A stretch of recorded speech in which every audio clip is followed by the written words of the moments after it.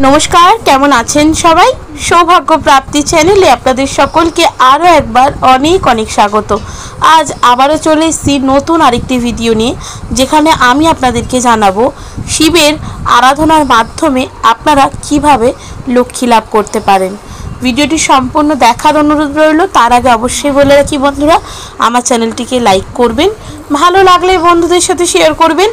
এই সংক্রান্ত কোনো জিজ্ঞাসা থাকলে অবশ্যই কমেন্ট বক্সে এসে জিজ্ঞেস করতে পারেন।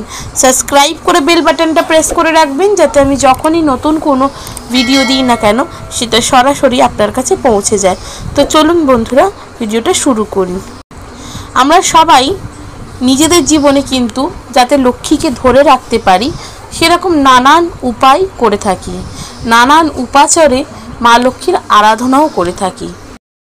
এক্ষেত্রে শিবের পুজো দ্বারা কিন্তু আপনারা লক্ষ্মী লাভ করতে পারেন।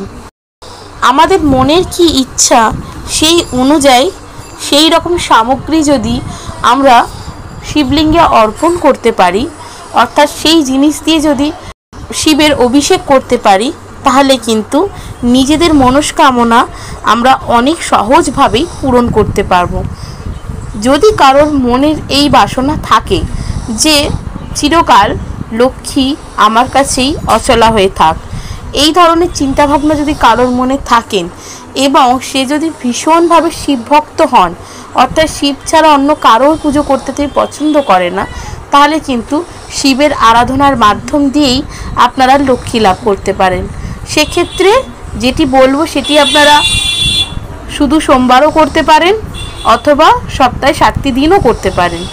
যদি 7টি দিন করেন সেটা করে আপনারা বেশি ভালো ফল পেতে পারবেন। কি করতে হবে? আখের রস, দেখবেন বহু জায়গায় আখের রস পাওয়া যায়, সেই আখের রস দিয়ে শিবলিঙ্গের অভিষেক করতে হবে এবং মনে মনে তাকে জানাতে হবে যাতে আপনার আর্থিক অবস্থাটি সক্ষম থাকে সারা জীবন। এই উপায়টি আপনারা করে দেখুন বন্ধুরা, 100% ভালো রেজাল্ট পাবেন এবং আখের রস দিয়ে শিবলিঙ্গের অভিষেক করলে মা লক্ষ্মী কিন্তু দ্রুত প্রসন্ন হন।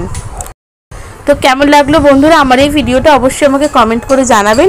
সুস্থ থাকবেন, ভালো থাকবেন, দেখা হবে নতুন আরেকটি ভিডিওতে।